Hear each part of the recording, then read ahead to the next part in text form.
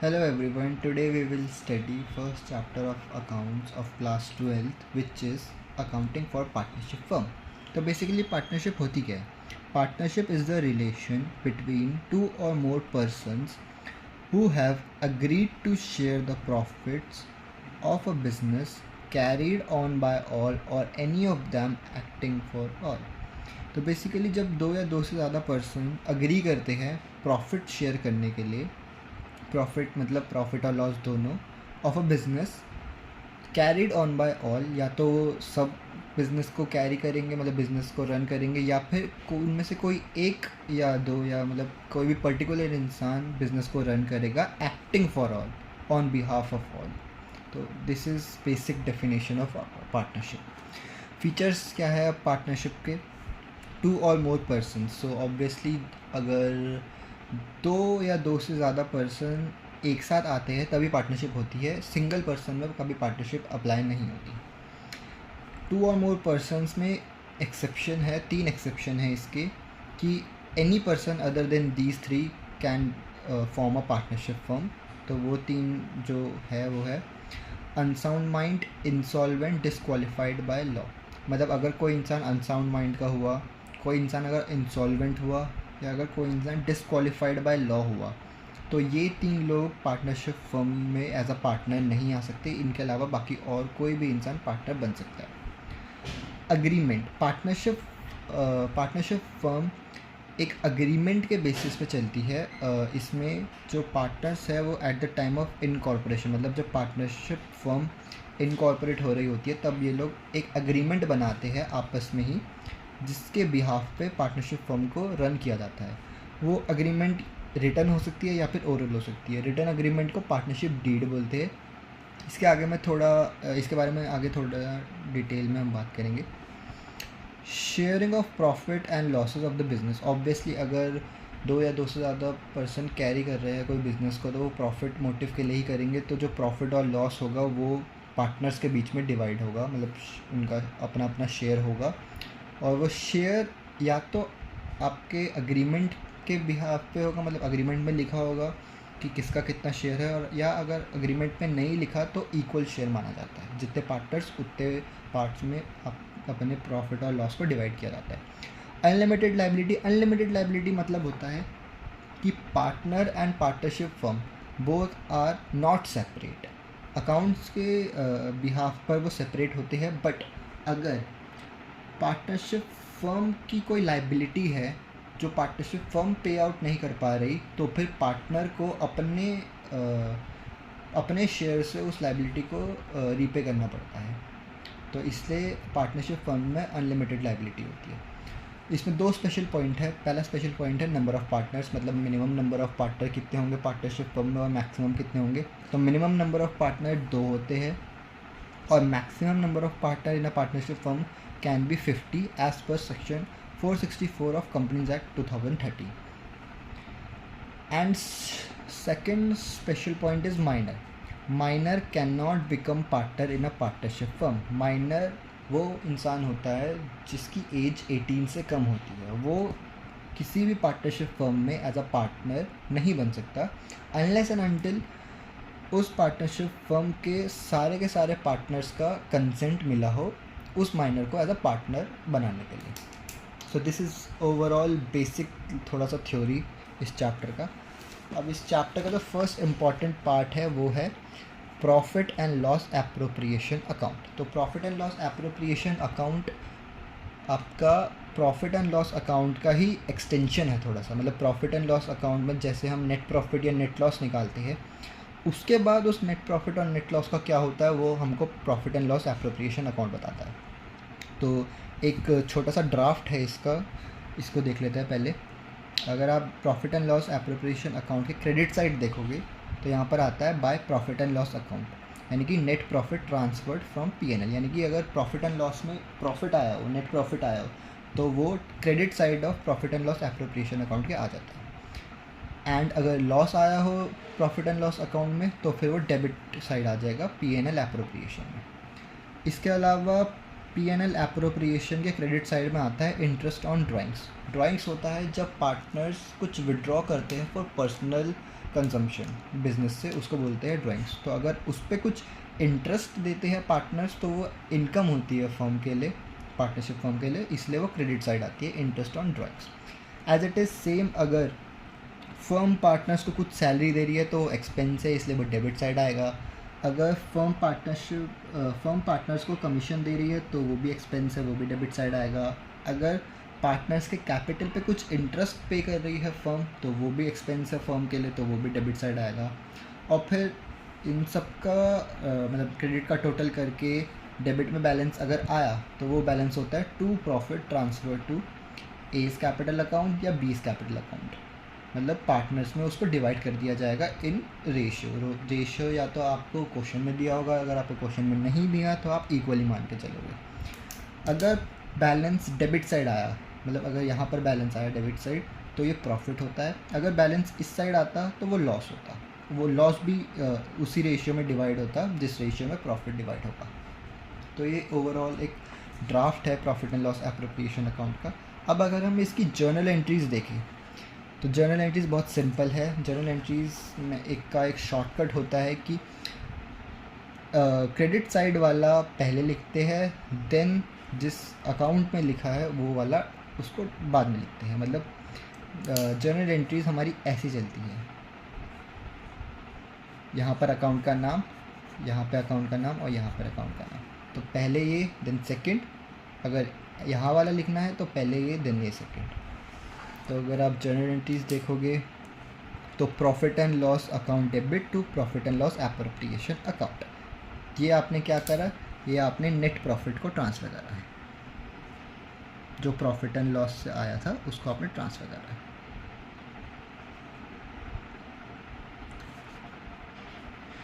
Then interest on drawing की entry, interest on drawing account debit to profit and loss appropriation account. और जितनी भी expenses है profit and loss appropriation account के, उसकी entries क्या होगी, profit and loss appropriation account debit to partners salary account to partners commission account to interest on capital account. इसको separately भी लिख सकते हो या अगर एक साथ लिखना है तो एक साथ भी लिख सकते हो। और अगर आपका profit and loss appropriation account का प्रॉफिट आया तो उसकी जनरल एंट्री होगी profit and loss appropriation account debit to partners share of profit, यानी कि आप पार्टनर्स का जो शेयर है वो उसमें डिस्ट्रीब्यूट कर दोगे, उनके कैपिटल अकाउंट में वो चला जाएगा।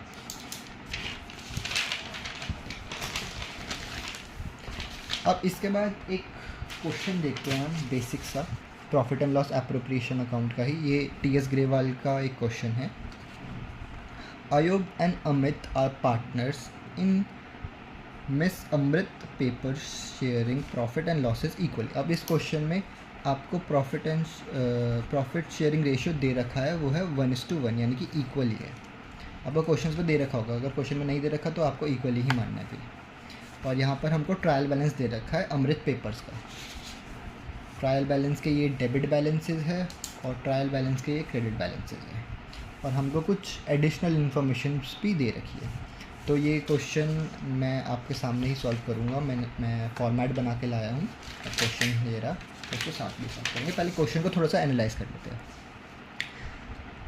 जब भी आपको trading account, profit and loss account, profit and loss appropriation account ऐसे फुल फ्लेज क्वेश्चन करने हो तो उसका बेस्ट तरीका होता है कि सबसे पहले आप ट्रायल बैलेंस को खाली करो। ट्रायल बैलेंस को खाली करो मतलब पहले क्रेडिट साइड को ट्रांसफ़र करो, उसके बाद डेबिट साइड को आइटम्स को ट्रांसफ़र करो। तो पहले क्रेडिट साइड देख लेते हैं।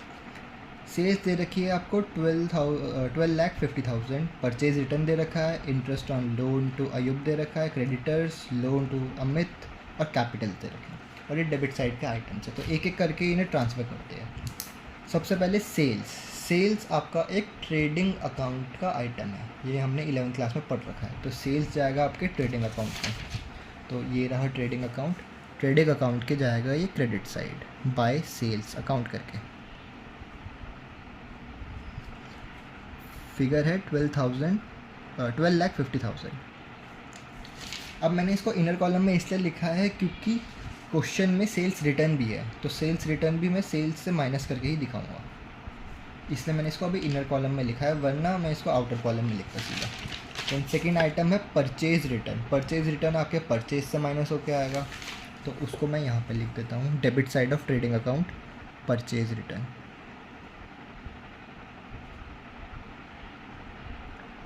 10,000 और ये नेगेटिव में आएगा क्योंकि परचेज से माइनस होगा।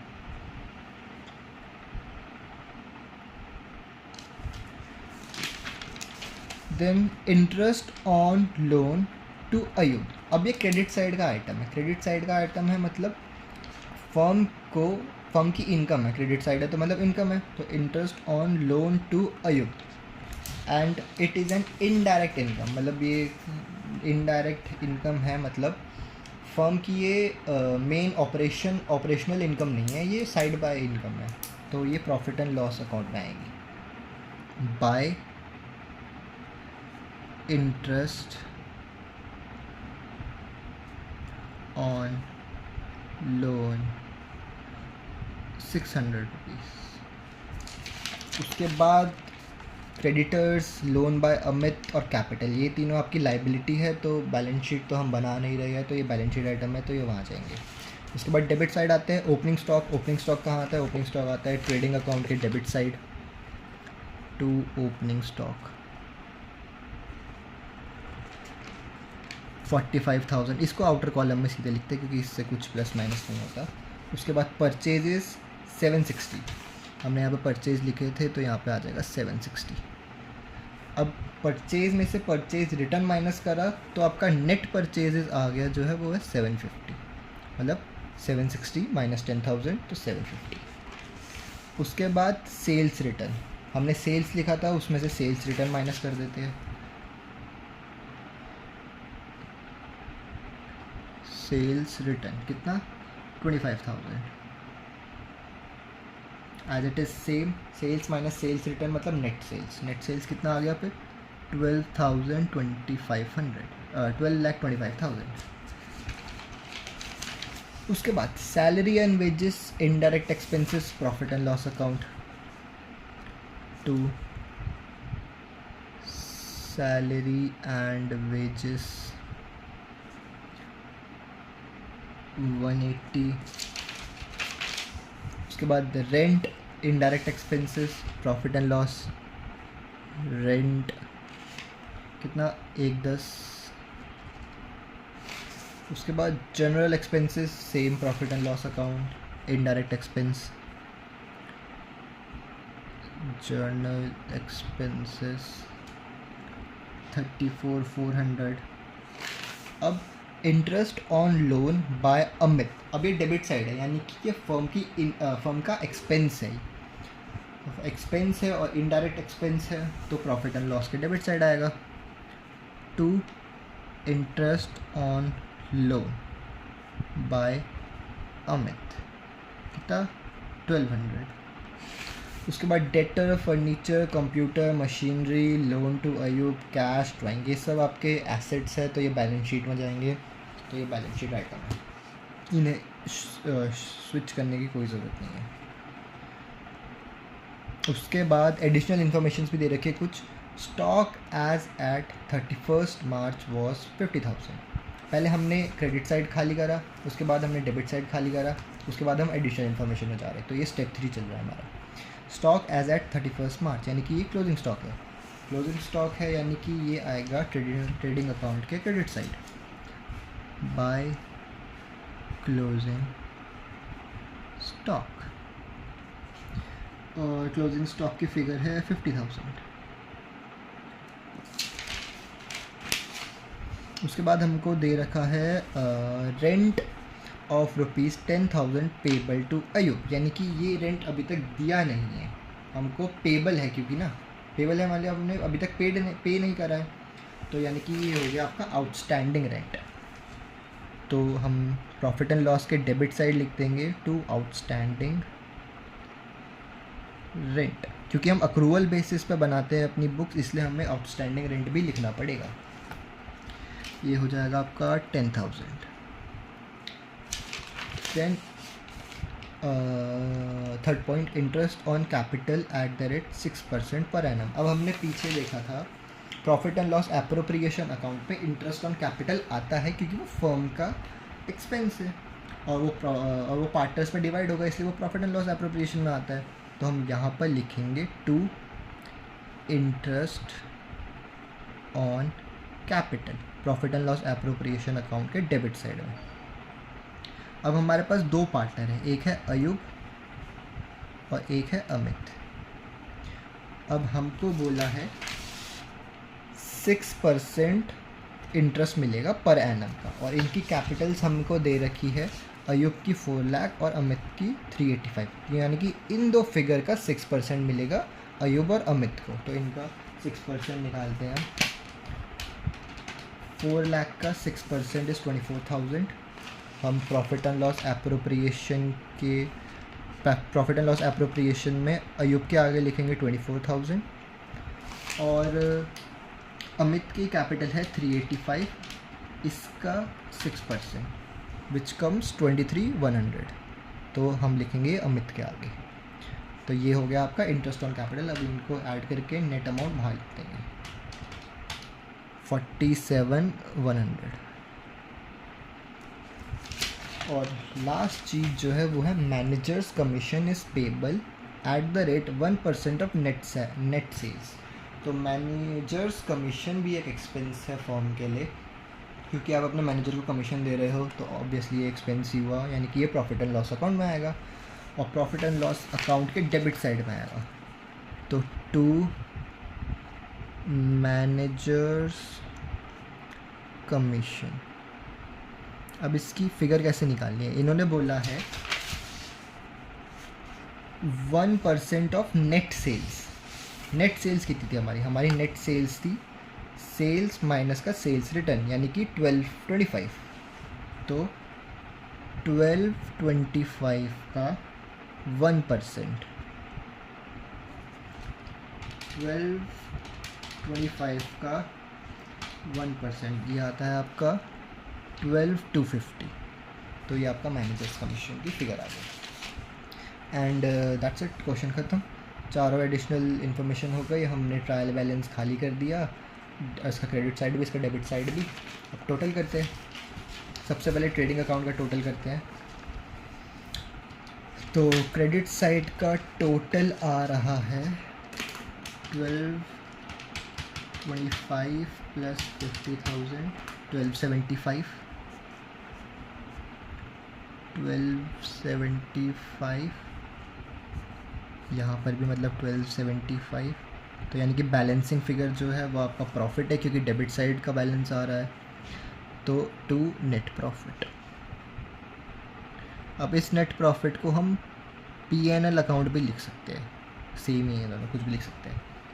तो 1275 माइनस 750 माइनस का 45,000, ये आ गया आपका 480 आ गया आपका नेट प्रॉफिट। अब ये नेट प्रॉफिट कहाँ ट्रांसफ़र होता है? ये नेट प्रॉफिट आपका प्रॉफिट एंड लॉस अकाउंट के क्रेडिट साइड ट्रांसफ़र होता है।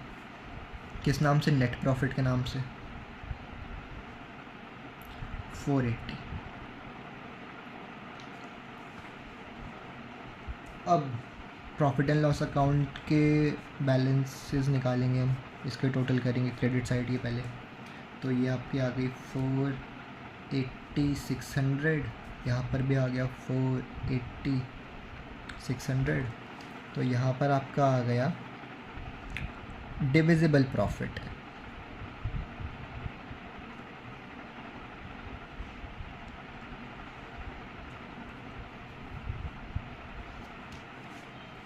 इसका एक और नाम है, इसको आप ग्रॉस प्रॉफिट भी बोल सकते हो। ट्रेडिंग अकाउंट का जो प्रॉफिट निकलता है इसको ग्रॉस प्रॉफिट भी बोल सकते हो, और यहाँ पर नेट प्रॉफिट की जगह ग्रॉस प्रॉफिट आएगा।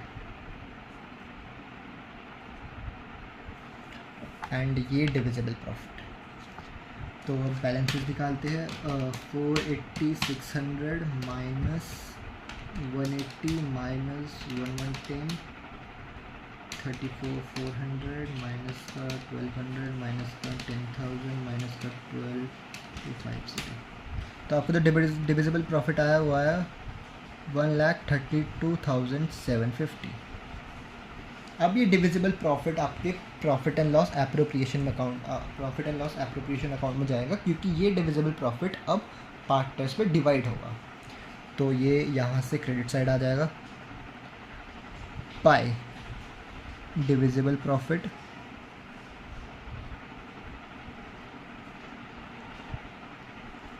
132,750। ठीक है, अब यहाँ का बैलेंस अगर हम निकालेंगे तो डेबिट्स क्रेडिट साइड तो और कुछ है नहीं, तो यही फिगर आ जाएगी। एंड यहाँ पर 132,750 एंड 132,750 माइनस 47,100, ये आ गया आपका 85,650। ये आ गया आपका 2 शेयर ऑफ प्रॉफिट, और ये डिवाइड हो जाएगा आपका अयुब और अमित में, किस रेशियो में? इक्वली, क्योंकि क्वेश्चन में इक्वली बोला था। तो 85,650 डिवाइडेड बाई 2, ये आ जाएगा 42,825 और 42,825। तो ये आपका एक बेसिक क्वेश्चन हो गया, इसमें बहुत सिंपल था ये। थोड़ा सा हमने कुछ स्टेप्स फॉलो करे। स्टेप 1, हमने पहले ट्रायल बैलेंस का क्रेडिट साइड खाली करा, उसके बाद ट्रायल बैलेंस का डेबिट साइड खाली करा, एडिशनल इन्फॉर्मेशन को पोस्ट करा रिस्पेक्टिव अकाउंट्स में, ट्रेडिंग अकाउंट का बैलेंस निकाला, प्रॉफिट एंड लॉस अकाउंट का बैलेंस निकाला, और उसके बाद जो डिविजिबल प्रॉफिट था उसमें से इंटरेस्ट ऑन कैपिटल माइनस करके जो रिमेनिंग बैलेंस आया उसको पार्टनर्स पे डिवाइड कर दिया। उसके बाद features of profit and loss appropriation account, ये इतना इंपॉर्टेंट नहीं है, मतलब थ्योरेटिकल नॉलेज के लिए पता होना चाहिए। Profit and loss appropriation account के क्या क्या फीचर्स है। ये सबसे पहली चीज़ जब मैंने बताया था स्टार्टिंग में ही कि ये extension of profit and loss account है। हमने अभी क्वेश्चन में भी वही करा, हमने प्रॉफिट एंड लॉस अकाउंट के बाद बनाया था profit and loss appropriation account, तो it is an extension prepared by partnership firm.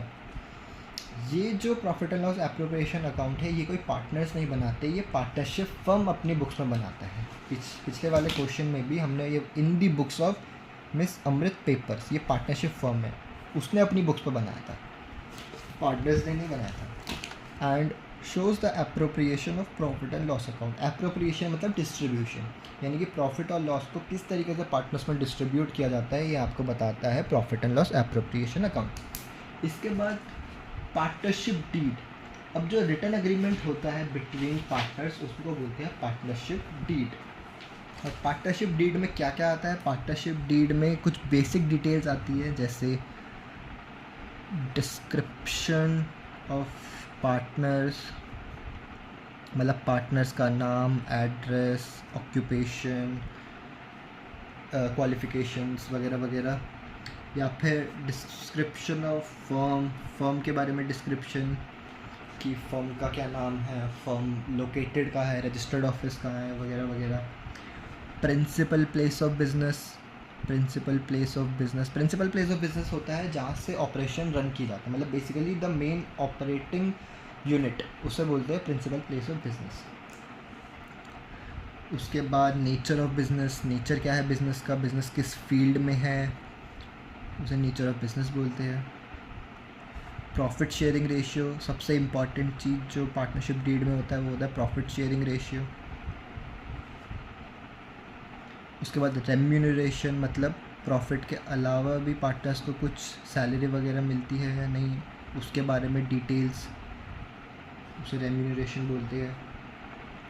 Goodwill, goodwill यानी कि जब पार्टनरशिप फर्म बंद हो जाएगी तो जो पार्टनरशिप फर्म की गुडविल होगी उसका क्या होगा, या पार्टनरशिप फर्म की गुडविल कैलकुलेट कैसे करनी है वो पार्टनरशिप डीड में लिखा होना चाहिए। तो ऐसे ऐसे कुछ बेसिक चीज़ें होती है पार्टनरशिप डीड में।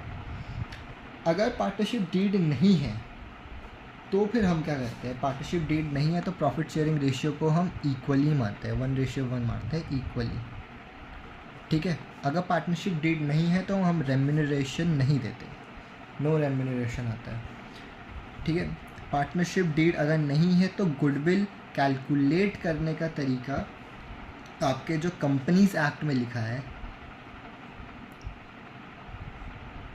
या आपके जो पार्टनरशिप एक्ट में लिखा है उसको अप्लाई किया जाता है।